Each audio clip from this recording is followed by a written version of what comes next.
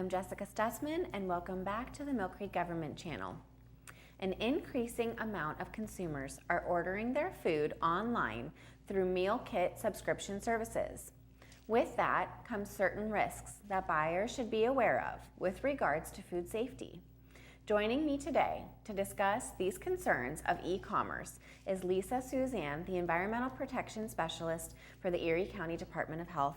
Lisa, thank you so much for joining us here today. Thank you for having me. I always find our discussions fascinating. I take away so much information, so I am really excited for you to share with us your knowledge on these food subscription kits and the e-commerce and food safety. You know, I really want to dive into your brain right now. So that's what we're gonna do. Again, the food subscription meal kits all plays into the e-commerce of ordering food online. So what is e-commerce? So e-commerce is short for electronic commerce, and it is all the activity that involves the buying and selling of products and services online.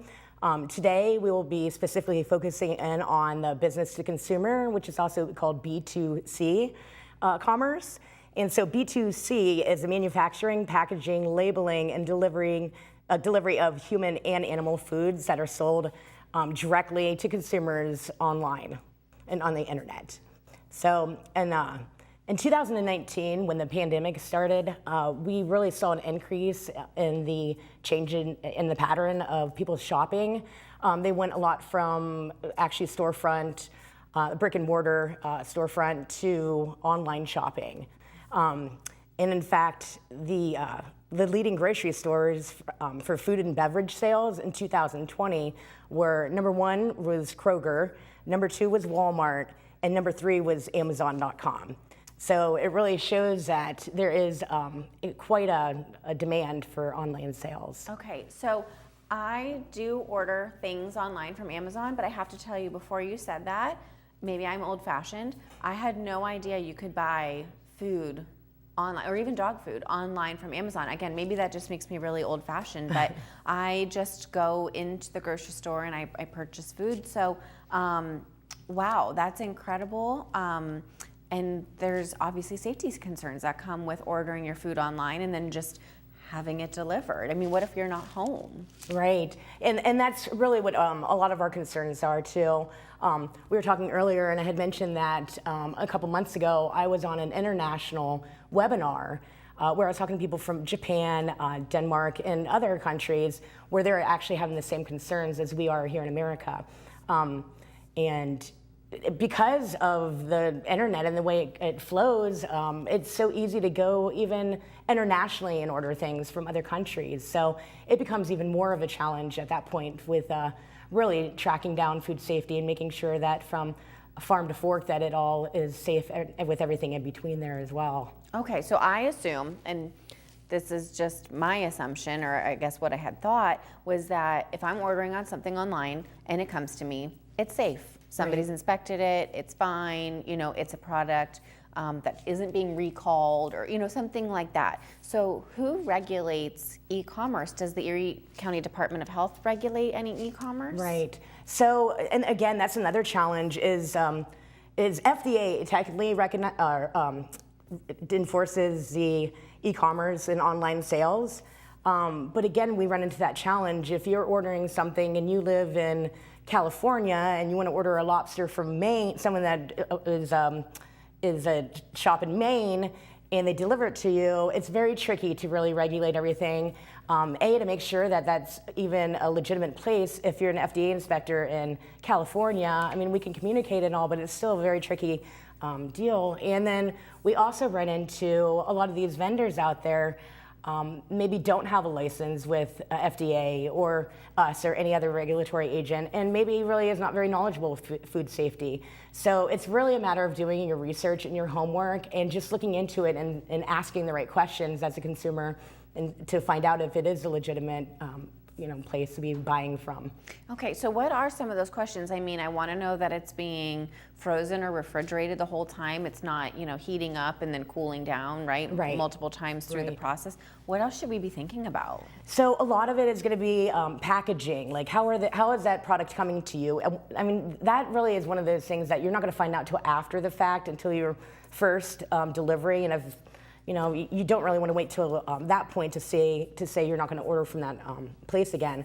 But really checking in to making sure, asking all the right questions, asking them, how are you shipping this to me? Will you be putting it on dry ice? Will you be using ice packs? What kind of packaging are you using? Are you using styrofoam? Are you going to be using plastic as an insulator? Those are a lot of the right questions. Asking them, do you have any sort of license or certificate, or are you registered with any agency? Could you show me a copy of that so that I know you're legit? There's a lot of bells and whistles that should go off too. Again, this isn't something that you're going to know until after you receive the product. Is the product coming in with a label on it all, period, let alone proper labeling with nutrition guidelines, potentially, ingredient labels, allergen, explanations. And those are all very important, aspects that really need to be looked at when ordering. And so, and explain why it is so important to receive packaging with a food or nutrition label on it. So if there is a recall of that product, and we do see there is an awful lot of seafood sales out there, and if there is a lot number with, let's say, some oysters or something that have a recall because of hepatitis A outbreak, if you don't have proper labeling on there, you're never going to know that that is part of a recalled item that you received. So that's very, challenging for us to really get the word out there. They say by 2045 that 95% of all sales are going to be online for grocery shopping. Oh, so my goodness. we really want to get a grip on this now so we can really, navigate through the future and not have to worry about a lot of people getting sick out there. Right. I mean, and I get it. It's very convenient. I think probably the reason I haven't switched is sometimes in some cases it does seem more costly. Right. And just being somebody who I want a certain product a certain way, or your produce, Right. Do I want green or brown bananas today? Right. What am I looking to buy? So I think I can be pretty picky when it comes to that kind of stuff. We just talked about oysters and we talked about seafood and dog food. I mean, are you saying that basically anything as far as food is concerned can be shipped through e-commerce now? Yes, that is, part of our concern. I mean, it's a wonderful luxury, but it's also a concern for regulatory agencies. Something else too I just want to throw out there is that we do inspect dog food as well, or FDA inspects dog food as well. However, the regulations for dog food and food safety is not at all the same as it is for consumption of human food, food safety. So to look out for the pets out there, please understand that you're if you enjoy getting perishable dog food, which a lot of people are moving towards for more nutrition that needs refrigerated, that just use caution and make sure that you're again going through a reputable source and something. If it seems a little questionable, maybe go with your instincts on that then. Right. Yeah. Is it too good to be true? Right. Exactly. Right. Okay. So what are some of the benefits then of using e-commerce? Well, and the probably number one is convenience, and that I think is really what it comes down to, and our biggest challenge, because it is so convenient just to sit at your desktop or turn on your mobile phone and just order at any day or time of the night and just order something. And that's, again, another one of our concerns when we talk about, do your research before ordering. Well, a lot of times if you want that convenience, you don't want to sit there for half an hour before you decide to make your order and put your order in before you decide to order something. So that can be challenging too. So the other thing too, living in Erie, I think we can all appreciate the fact that we don't have to leave our house. And with gas prices the way they are too, and with the weather that we get in the wintertime in Erie, there are plenty of days that none of us want to leave our houses. So that is a huge perk too. You do save money in gas in that sense, that you're not taking your vehicle out and driving around. Yeah. And I know that one of my things too is, like, at least when I had a toddler, that was really challenging for me to get out. Like, Right. okay, well, it's her nap time, so I can't leave the house to go grocery shopping or, things like that. So I think, like I said, I never really myself moved to ordering food online, but that is definitely a convenience when you have small kids in the house and you just really can't break away. Right. So, okay, so there are some, you found out through this webinar, some regulatory and some compliance gaps and some challenges. Absolutely. That everybody across the world is trying to navigate right now. And that is just a staggering thought to think in the near future, are we going to even be at the grocery store? Right. Are we even going to, have that, that storefront of being able to walk through a market style grocery store? So what just a vision for the future. But okay, and I'm going to get back to the question, but the regulatory compliance gaps and challenges. Okay, so again, part of it is where does FDA start and then the local health department take over? Another example of that is there's something called ghost kitchens out there. So ghost kitchens are referred to also as dark kitchens, black box kitchens, cloud kitchens, and virtual kitchens. And basically they're a food production space that doesn't have any sort of storefront or any sort of dine-in service or area, and they're used just for delivering and catering. So they're called a ghost kitchen because they don't want you to know who they are or where they're at.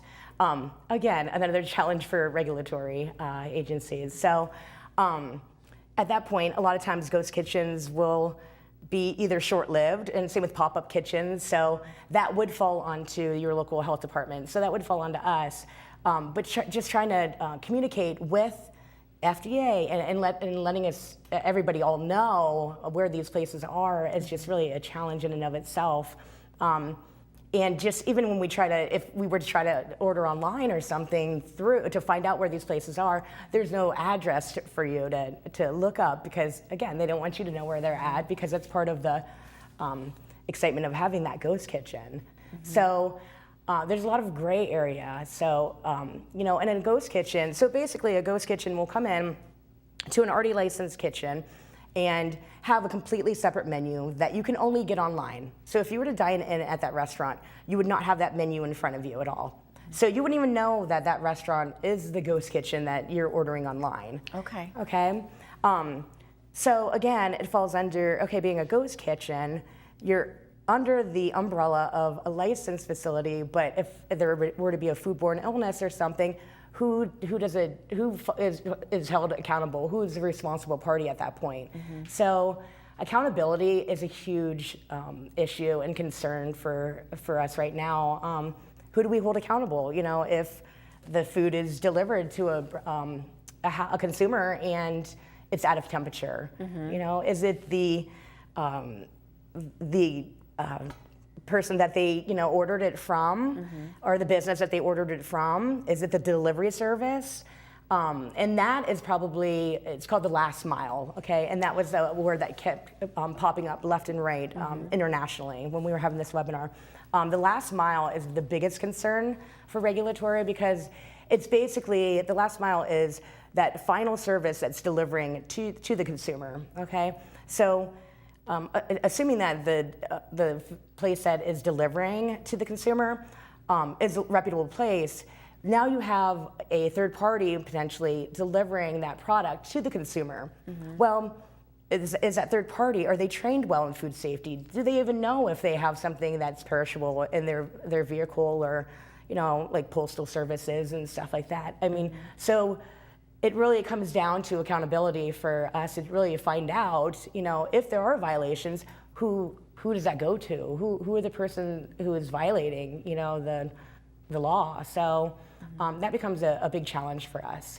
And ultimately, our main goal is just to make sure that the food arrives to people safely from A to B, and everything in between. We just want to make sure that it's safe because we can regulate a business all day long, but once it leaves their door and is now in a vehicle, during the last mile, and it is no longer safe, then all that work was done for nothing at that point. So we just want to make sure that from beginning to end that it really reaches the consumer safely.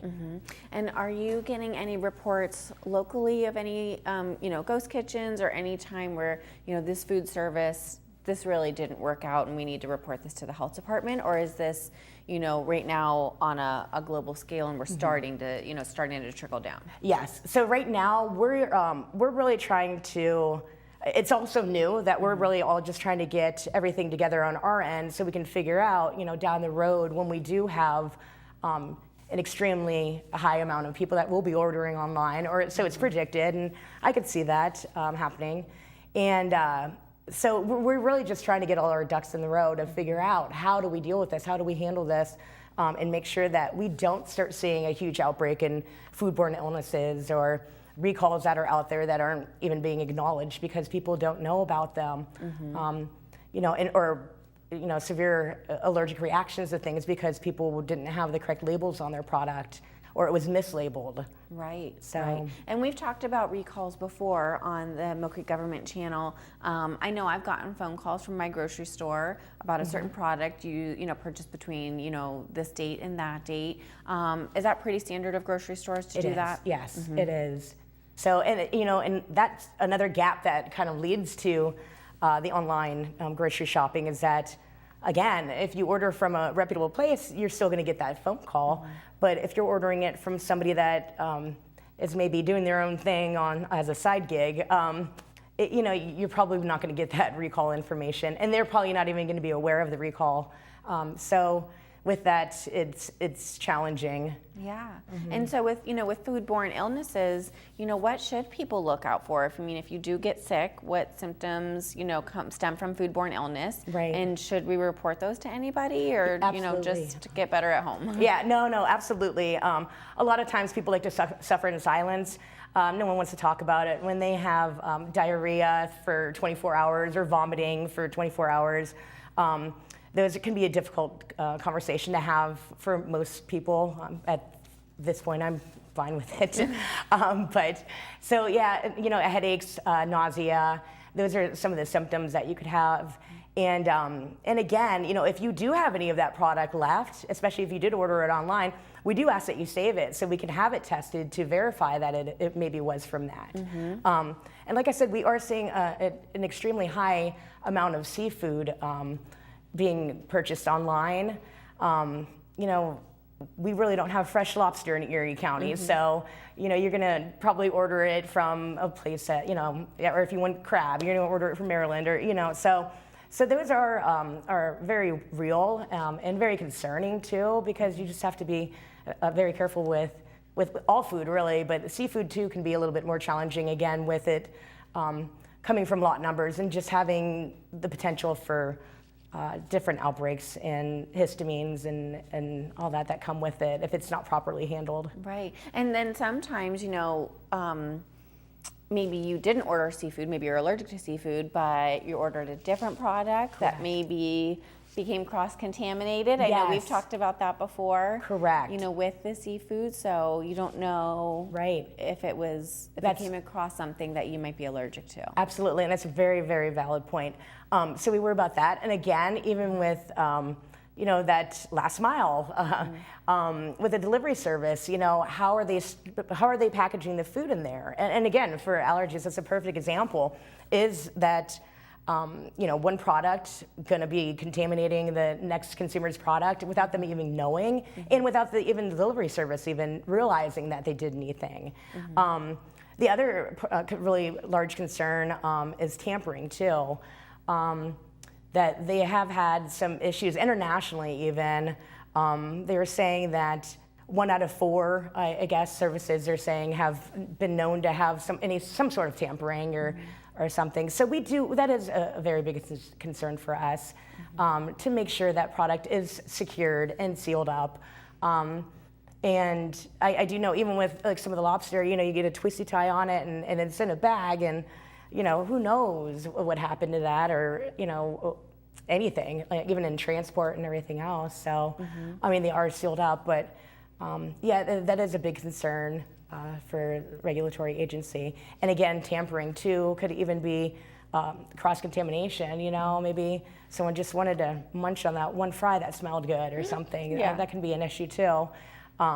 So a lot of businesses are really stepping up to that and making sure that they are putting tamper-proof, stickers and packaging and stuff like that out there to prevent that sort of stuff from happening. But again, so the tampering may be a little bit easier to deal with than the food safety aspect. So, I guess training is part of that, but it's really just trying to get everyone on the same page and just kind of make it so that not everyone's pointing the finger at the next person. We don't want that. We want everyone to take accountability for, know your role and what part you've played in either the food safety or the lack thereof of bringing that food from the business to the consumer. Okay, and so let's touch on real quick, just we have 5 minutes left here, but let's touch on what the consumer can do to be responsible and do their homework and do their research. What should we look for in an e-commerce business that's on the up and up? Okay, so definitely, and that's a key too, is that make sure it's a reputable place. Do your homework, like you said, just make sure that you're looking at it. I know a lot of times that it's that impulsive, purchase that gets us into trouble sometimes, where you're not doing your research at all. And again, if it's too good to be true, maybe it is. But yeah, and we definitely encourage online shopping, and this is not, I'm not here to tell people to don't, use e-commerce by any means. But just make sure when you are doing it, you're doing it safely. And again, you can contact your local health department. You can contact FDA. You can find out, who's registered with FDA. And kind of look through their website. Are they putting up nutritional information on their website so that you have that? Are they putting up proper labels and just letting you know all the ingredients that are in that product? Are they listing the known allergens? Those are all very key points as to let you know. I mean, if you're seeing none of that, I would stay clear of the business, because if they're not doing that, what other safety issues are they skipping out on too? Yeah, what corners are they cutting? Yeah, exactly. Okay, so we want to definitely go to the FDA's website and then the Erie County website or call. Yes, right? either or. Okay, perfect. Yeah. Are there any other takeaway messages you want to give our viewers? Because like I said, this is really just eye-opening, that this is maybe where we're headed, and just any other takeaway messages on just general food safety that our viewers should be aware of. So like on days like today, which is 90 degrees, so it's just basically, again, the same thing. Just make sure you're not leaving your food out. If you are using online shopping with anything perishable, please make sure that you're being aware of when it's arriving at your house. It's wonderful that now we all have the internet to look and see who's at our front door, so you can tell when your package has arrived at your house a little bit easier now than in the past. So just make sure if you're not home or you can't get to it, have your neighbor bring it in and refrigerate it for you. Don't play the time game with your food on hot days, and just make sure that you are keeping your hot foods 135 degrees and above, and cold foods in the refrigerator 41 degrees and below. I have to tell you, since having you on the show, I have been so much better. I mean, I always thought I was good, but I've been so much better about food safety. Just something silly like, I took a yogurt home from work. I didn't eat it yesterday. I plan on eating it, at some point as a before dinner snack, and I ran a couple errands. So the yogurt sat in the car a little bit longer than it should have. And I had your voice in the back of my head, and I said, I think she would tell me to throw this away now. So I just, like I said, it was a really hot day, and it's a milk product, and I thought, what, there's no point in even testing it, what I mean? Like, I'm not trying to make myself sick here. So I just really appreciate all of the food tips you've given us. Can you just share with us really quick some of the temperatures? I know we only have about 2 minutes left, but some of the temperatures your food should be kept at properly so you don't get sick. Okay. So all refrigeration should be 41 degrees or below. So if you don't have a thermometer for your refrigerator, any of the grocery stores out there should be able to sell you one. And any hot foods, so burgers should be cooked to 155 or above, and you can still have a nice juicy burger at 155. I do temp my burgers out just so I don't overcook them actually. Chicken should be at 165 or above. And your pork is going to be 145, and seafood as well is going to be 145. Okay. So. And then in general, like when we do have our groceries in our car and it's a really hot day, or you're out running errands and you have some perishables in your car, what's a general like rule of thumb for getting that stuff home? How quickly do you need to do it? How fast do you need to get it in the fridge? Like dairy products and things like that. Right. So if you are shopping on a really hot summer day, try to avoid putting it in your trunk. If you have a sedan, put it in the back seat of your car, turn the air conditioning on. It buys you a little bit more time to get all your groceries home before you start getting any sort of temperature abuse. Okay. That's a huge one that a lot of times people forget about. If you have to make errands, try to be organized. Get done with all your visits and all your other stops, and then make your grocery store the last stop before you go home. And that way you can just go straight from the grocery store straight home. And then again, once you get home, make sure that you take your groceries out right away and don't leave them in the car. And just get them in your refrigerator as quickly as possible. And I've seen something real neat from the grocery store recently where they're almost selling. They have like a silver lining, and so you can almost put your frozen food in there. Does that help keep them cooler longer? It does, yes. Anytime you're using any sort of, like a silver lining and all that sort of stuff, it's going to help just really keep the product for a little bit longer. Don't get too caught up in that though. Some people are like, oh, well, I have the silver lining on, we're good for all day. Like, no, it's just really to try to help, especially on days that are really hot, to just give it a little bit more help in keeping it safe. Okay. Thank you so much, you're Lisa, welcome. for coming and sharing this information with us, as again, just such an eye-opening conversation for myself and our viewers. Absolutely. Thank you for having me today.